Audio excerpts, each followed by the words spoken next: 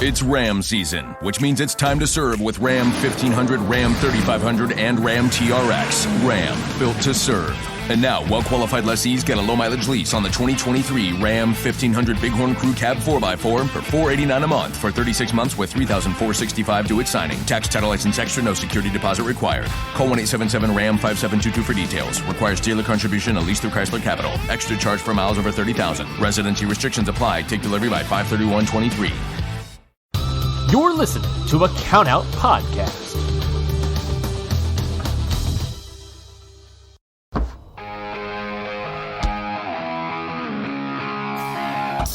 Yeah!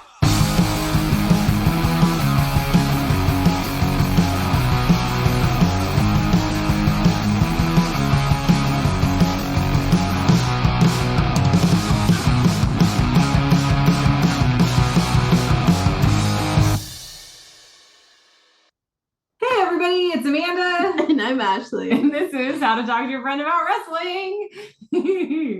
Okay, it's been a minute. It hasn't even been that long. It's been a week. But we didn't record last week. I forgot. Yeah, I'm so sorry. That's fine. That's totally my fault. Nobody even missed us. We're fine. My life is in pieces. Shambles. I don't know entirely. Where anything is. Okay, yeah, that's true. We don't know where anything is, but that's okay. We'll find it's fine. It's coming back together. We will fucking piece it together. Ashley went on fucking adventures this weekend. One adventure. One adventure. I watched the other adventure. That's right. I was going to talk about how Chris Brooks, because that's the theme of this episode. Chris Brooks won King of DDT, and I'm so happy. It's his time. He deserves everything. The match was so fucking good, and it was against Higuchi. So I will have Amanda post a picture of me, Chris Brooks, and Higuchi from oh my god, from Mania Week. That's fucking adorable. That's so adorable. I'm gonna die. That's great. You know, because Chris Brooks has been with DDT for a while now, huh? Yeah. Okay. He came over to wrestle when the pandemic started. Oh shit, he's been there for a minute, and he's never held this title. Not King of DDT, no. Damn. Well, dude, that's sick. Yeah. That's so rad. Look at his little fucking... I do have to say that, like, the thing that oh my god, he cried, I cried, everybody cried. So he had he had Masa with him and Drew, and they got in the ring with him at the end when he won. It was very sweet. He was like, adorable. Come in. So they all hugged him. Anyway, when he was walking out, he grabbed his Choco Pro belt and like hugged it really tight, and I was like, adorable. Guys, I'm not okay.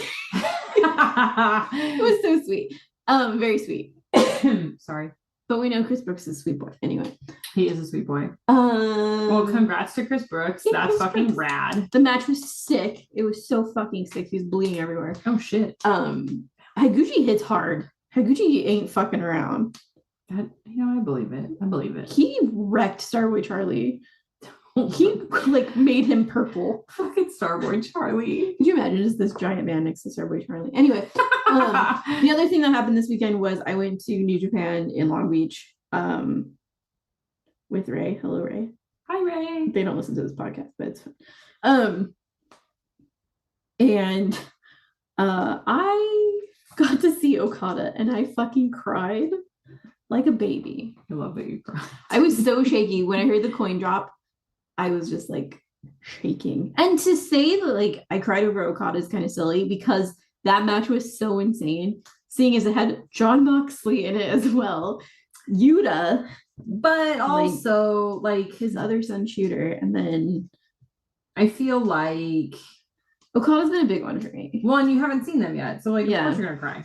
I cried over Okada. Also, Zack Sabre Jr. is so hot in person. I told Amanda this. We spent like 5 minutes talking about how hot Zack Sabre Jr. is in person. And then we get to see him even closer at WCW. Just mash them all together. Just fucking, get in there. At GCW in June, we get to see him against Nick Gage. I'm gonna die. I love Nick Gage so much. Okay, listen. I need a few things. I need one, Nick Gage, please take pictures with people after, please. Just be there, please. Bleed on me. I don't care. Can I hug you for a moment, please? Yeah. And then also the bigger one, and I posted this on the fucking GCW update on the fucking LA match. I was like, Mance Warner, you fucking owe me. And nothing has been said. So I don't know if Mance is going to end up on the card. Probably not. But a girl can fucking dream. He has to be there. Please. We're getting Effie again. Yeah. We're willing it. Anyway. New Japan was fucking amazing. It was my first New Japan show. Like, I've been to Strong, but it was my first like Long Beach one. Oh, and fucking quick shout out to Mercedes, and it's still so weird to say her name, Mercedes and Willow, because 2 Black women in the main event of a New Japan show is insane to even think of. And I'm very proud of them both. And fucking Willow won.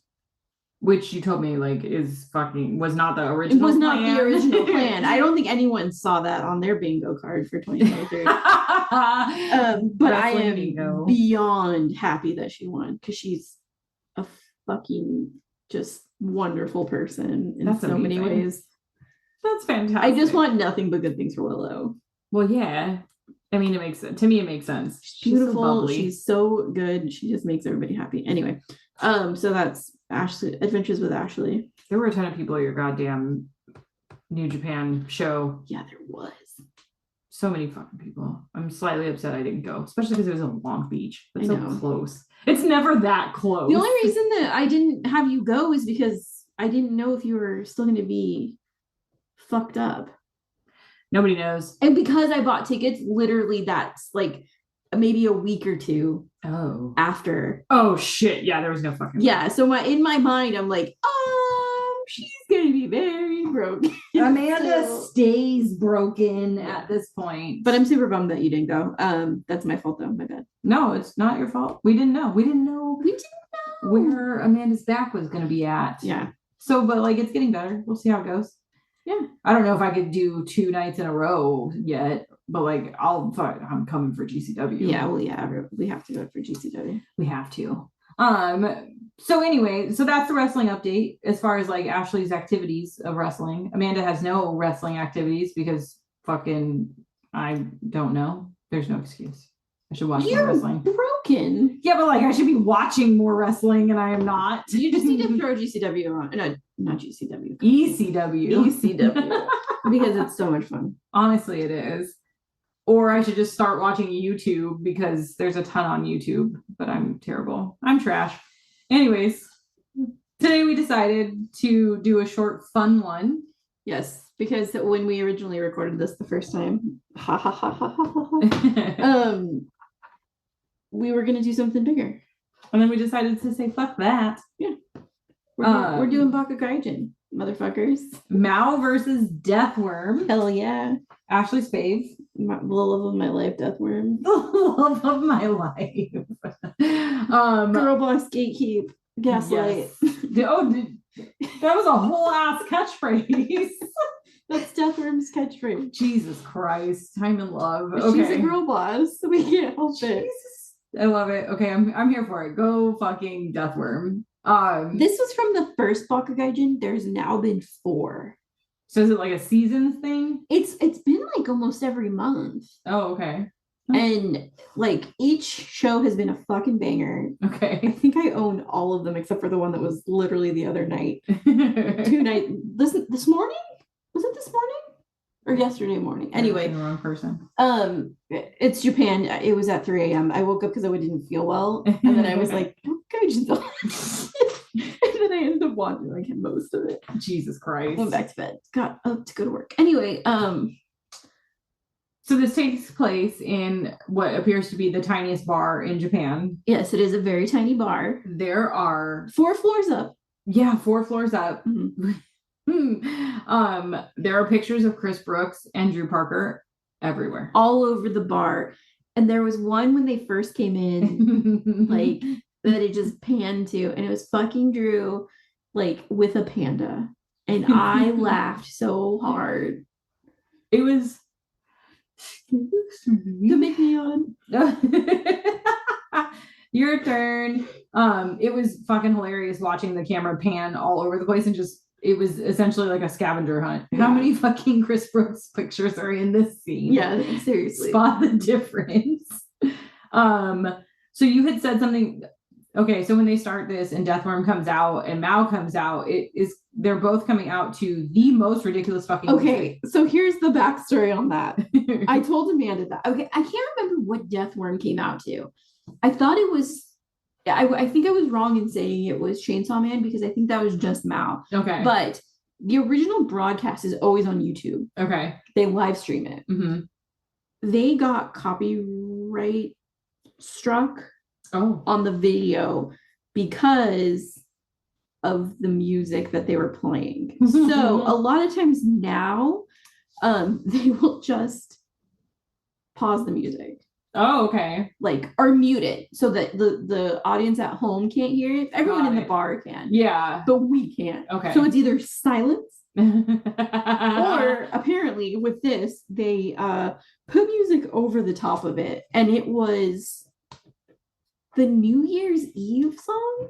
Something. It was fucking weird. It was. Yeah, so Deathworm got the New Year's, like a version of the New Year's Eve song. I know it has a name. I don't remember the name of it, but whatever. It was very funny though. It added a level to it. Yeah, like it made it even more comedic that they were coming out to that of all things. Yeah, and so Deathworm comes out first, and the funny thing about it is like Deathworm's big, but like also very small at the same time. Yes. Yeah, it's a mix of both. But being in that tiny room of people, she seemed very large compared to everything. Like she's just bumping into shit. She did seem like. That's my favorite part. It was very much like a Godzilla moment of sorts. Yeah. Mao comes out in a little outfit that you told me is from Chainsaw Man, which I'm gonna be honest, I'm not gonna watch it, so I'm not gonna pretend like I'm gonna watch it. It's so fucking good. Yeah, so he comes out dressed as Power from Chainsaw Man. Okay. With his tiny little devil horns, looking cute as fuck, in his tie and white shirt and black pants. Anyway, he's supposed to be Power, and it's very cute. It was cute. I'm not gonna lie. And then his little vans. So I'm like, they just kind of moved around for a second before anything actually happened. And in my head, I'm like, how does one fight Deathworm? Mm-hmm. And then Mouse slaps the shit out of her. Yeah. And it was like it was the funniest fucking thing. And it got graphic real quick.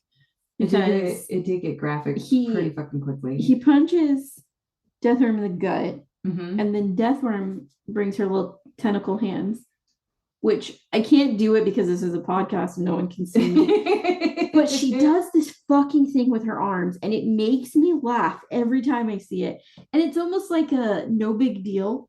That's the only like way I can describe it. Like no big deal. Like it's got like a shoulder shrug, but like your hands are waving. Same. I don't know how to. Maybe we'll throw a fucking tutorial video. So anytime Deathworm does that, it makes me fucking laugh. And so she's doing that like, oh yeah, it's no big deal. Mao's hitting me. It's not a thing. And then she fucking like tentacles him in the gut. So then he falls to his knees. No. Then it gets graphic. Then it gets graphic because Deathworm puts her sucker mouth over his crotch. Yeah. Is it a sucker mouth? Kind of, yeah. Okay. It has teeth. It does have teeth. Yeah, it's like vagina dentata, but a mouth. So it's a mouth. It's a mouth, Amanda, because mouths have teeth.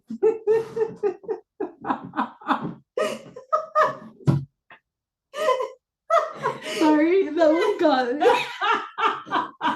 The fucking dumb I am today. Oh my god, at least that's the name of the episode. Fucking write it down, dude, or we will forget it. So hopefully I can recover from that before the end of the episode. Probably not.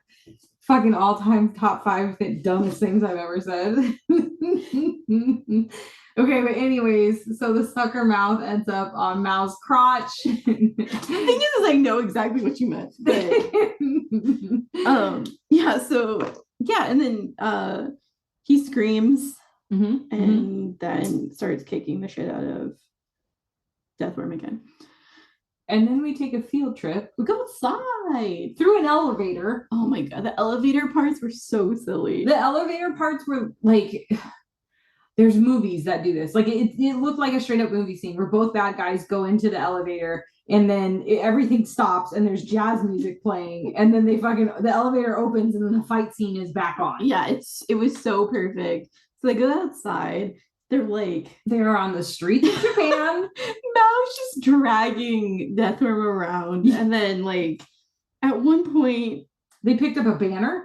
So Deathworm had the banner. That's right. And then Mao used it against Deathworm. Deathworm went to go pick up a cone and the ref was like, no, put that down. She just like swung it around.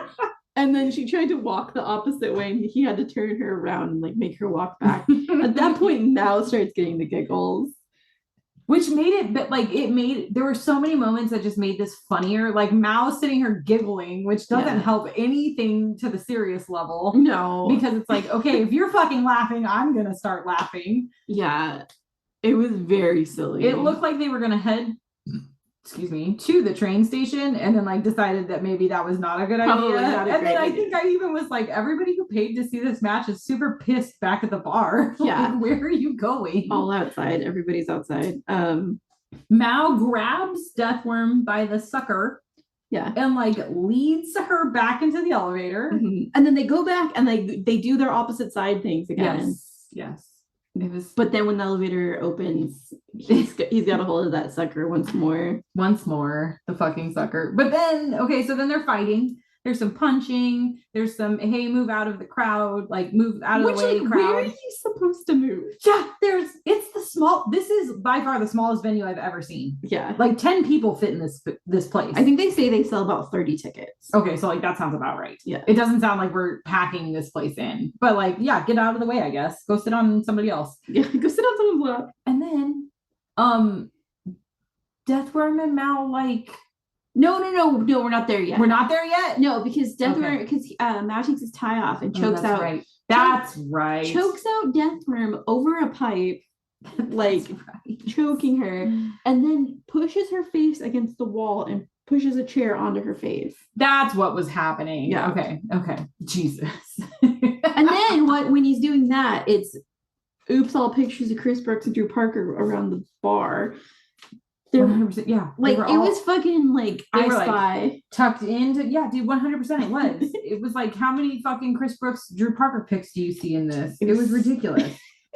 So fucking stupid, but funny. Which also, like, again, it just added to, like, I just want to watch Japanese wrestling because it's fucking hilarious. That's good. It's so funny.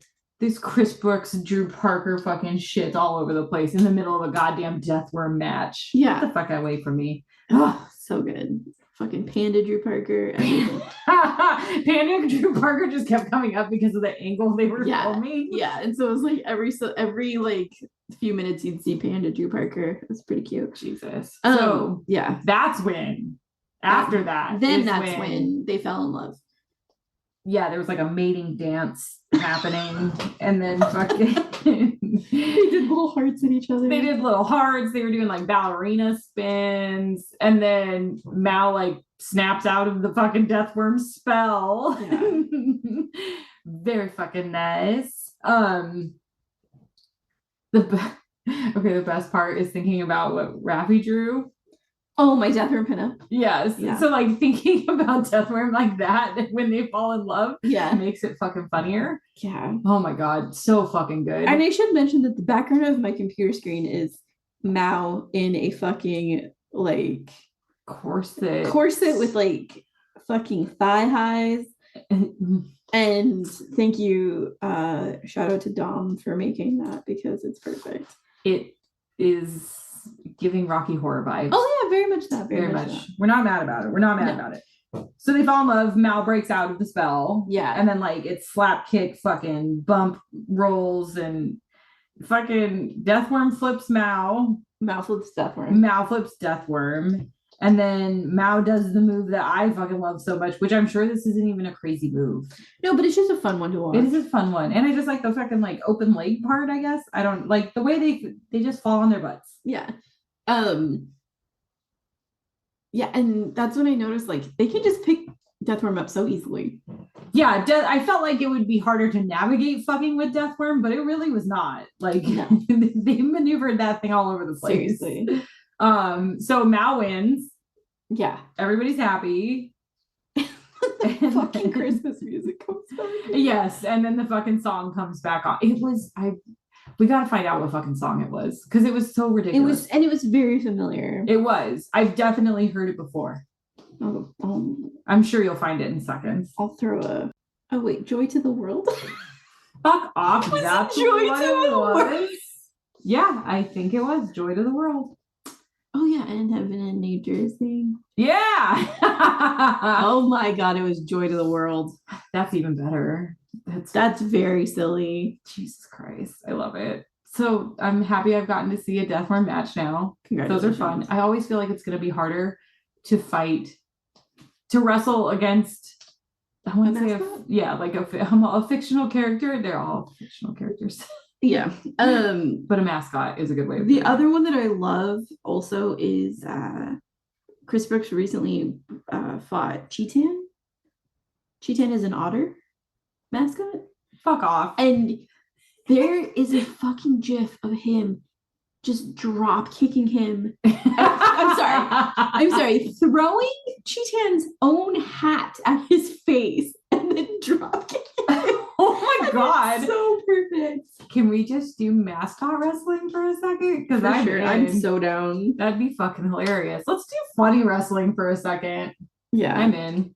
I love Baka Gaijin. Baka Gaijin is everything. I'm enjoying it also, for sure. Yeah. I mean, that's only one match so far, but it was fucking phenomenal. And I just like Mao's little peppy spit fuck attitude. Yeah, he's such a little punk. We love him. We do. So that's going to be all for this week. We'll see what happens for next week. We'll see. It's time to go get tacos. It's taco time. Because we record on Tuesdays, so it's fucking Taco Tuesday time. Bitches. Yep. You can find us on Twitter at HTTWPod. You can find us on Instagram at #WrestlingPod. And that's fucking the gist of it. Be fucking nice. Hydrate. Eat some tacos. Eat some tacos on Tuesday or Thursday. Fuck it. They both start with a T.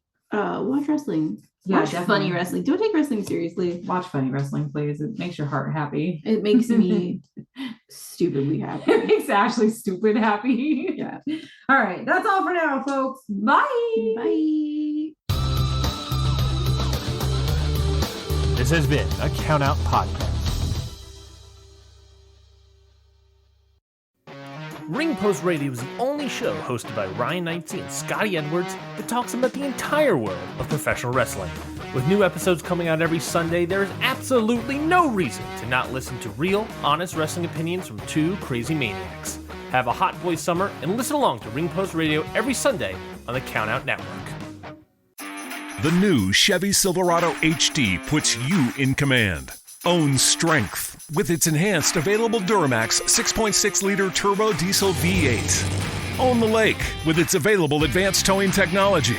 And own technology with an available 13.4-inch diagonal touchscreen. The new Chevy Silverado HD. Own work, own play, own life. Learn more at Chevy.com. Find new roads. Chevrolet. Finding great candidates to hire can be like, well, trying to find a needle in a haystack. Sure, you can post your job to some job board, but then all you can do is hope the right person comes along. Which is why you should try ZipRecruiter for free at ZipRecruiter.com/post. ZipRecruiter doesn't depend on candidates finding you. It finds them for you. Its powerful technology identifies people with the right experience and actively invites them to apply to your job. You get qualified candidates fast. So while other companies might deliver a lot of hay, ZipRecruiter finds you what you're looking for. The needle in the haystack.